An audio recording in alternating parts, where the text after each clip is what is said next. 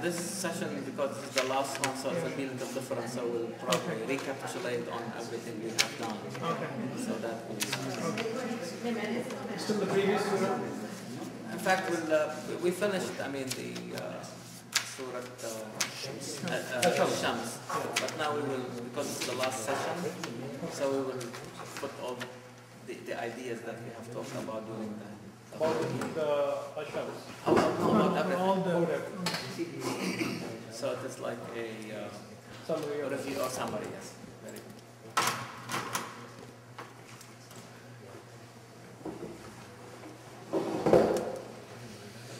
Assalamu alaikum.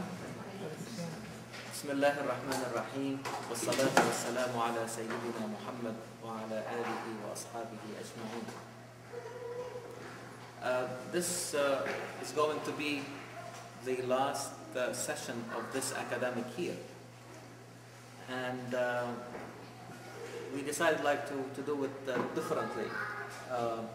Instead of discussing like a new surah, what we will do is recapitulate and bring all the ideas that have been inferred and deduced from all the previous discussions, and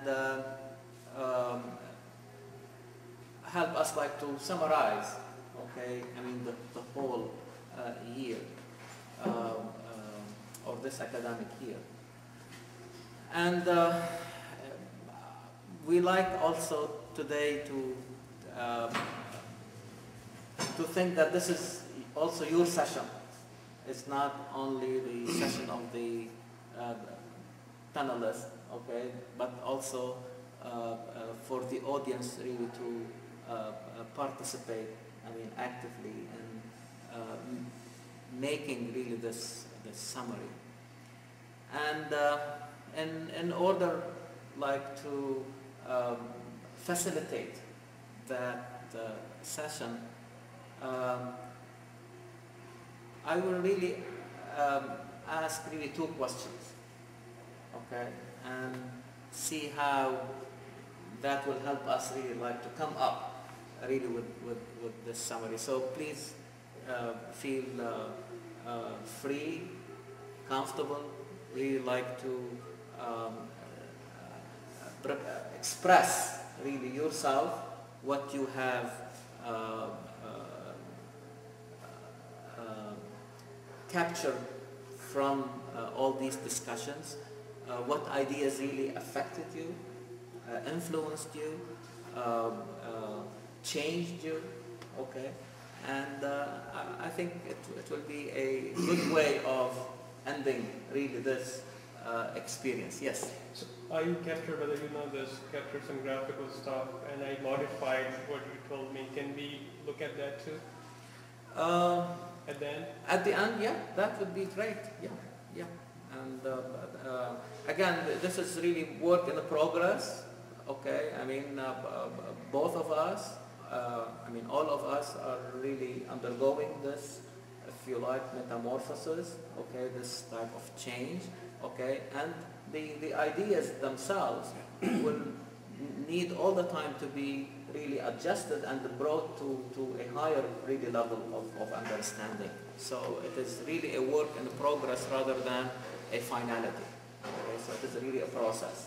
Okay. Next year when we come back, are you planning to start Yes. where we start? Yes, exactly. It will be chapter number 80 or number 16 on our, which is Surah Abasa. Okay.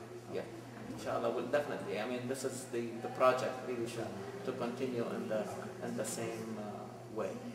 And the first question: how do the ideas that we have inferred from the last 15 chapters that we discussed over this this academic year, how do they gravitate or converge into the last experience that Quran discussed, okay, which was really the experience of Prophet Salih alayhi salam and the people of Thamud, because this is really a prominent historical event during that really period.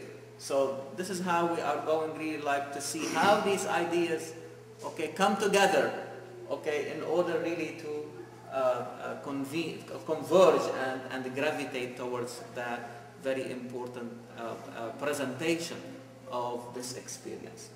And the second question, okay, which is very related to this, can we say that the chapters that we have discussed so far represent by themselves a period, an important period during the Meccan, if you like, era of the life of Muhammad sallallahu alaihi wasallam. If you remember from the beginning, we said we are going to divide the Meccan period into 3 parts, and the first third, okay, will, if you see, it will gravitate into Al-Fatiha, which is the first, okay,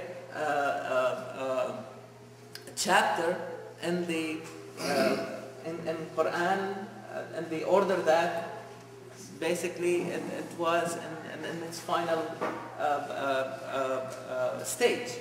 Okay, so can we divide this third into also smaller periods, and can we say that by the Surah Al-Shams, okay, we have seen a period that basically culminated in that surah with this historical experience that we talked last week. So again, this is something that we will see if it can be validated from really our discussion. Okay, is that clear? I mean, like what we want really to say, and I think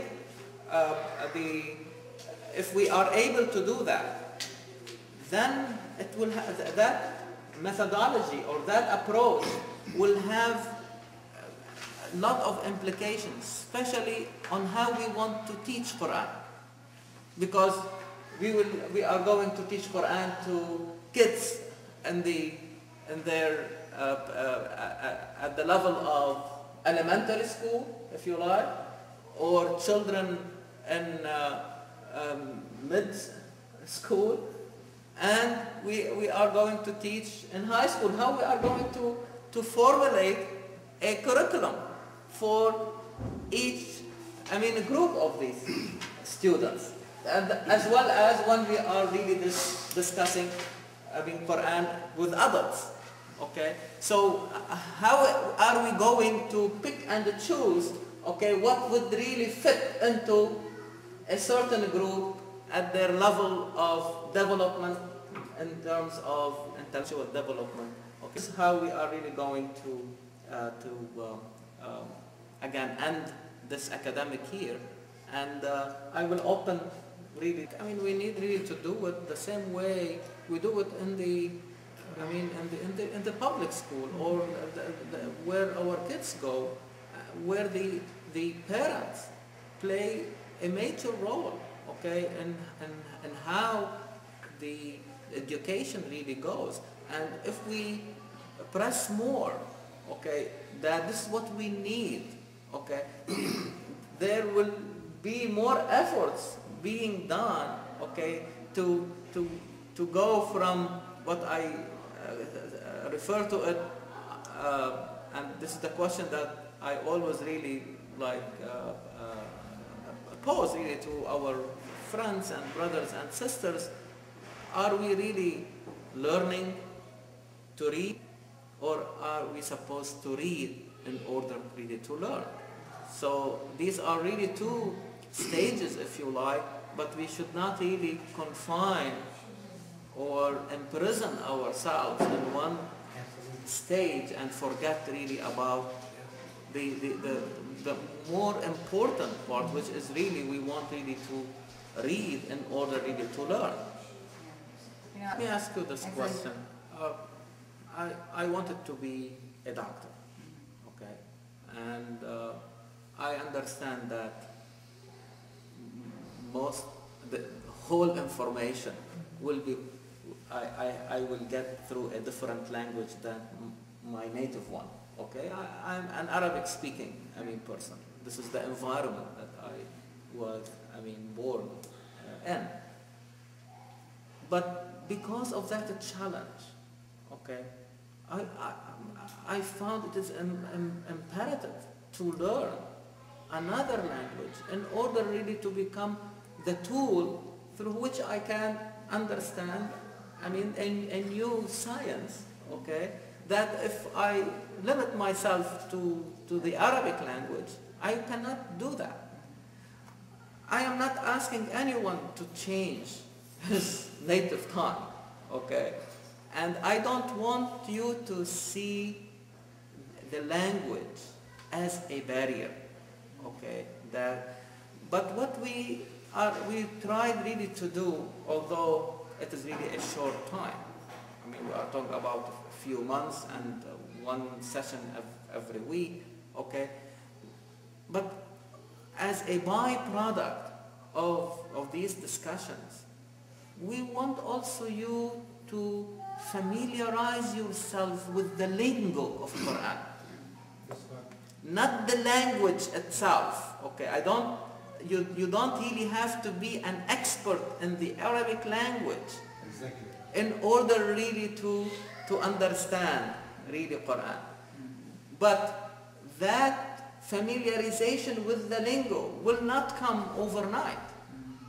And really it comes from these discussions, from reading more, asking questions. So the same way when I talk with you about a medical issue, I tell you, we are speaking English, but many in the audience may not understand. And if Naji start talking to Shahid about something related to chemistry, okay, I tell you, I am also telling you that so many may not understand because this is a different lingo, although they are still speaking English. You see what? And we have emphasized during our discussion that the Arabic of Quran is different from the Arabic that was spoken in Arabia. What does that mean? That this is a different lingo, okay? That people need to get to know it. They have to explore it. I want you to explore it without fear, without that complex that I don't speak Arabic. This means that I am not undermining that somebody who was born in an Arabic speaking environment, okay, will be closer to capture that lingo compared to others, but it's not an impossible thing because we learned another language, and there are people who are learning third and fourth language. You asked me last time, like, if you can bring us every time like an example, and believe me, we just recently, I know about this very important scholar of the late 19th century in Egypt by the name Muhammad Abdul. Very prominent scholar with a lot of influence in the Arab and Muslim world as well as in Europe itself. But he felt the challenge in midlife and he learned French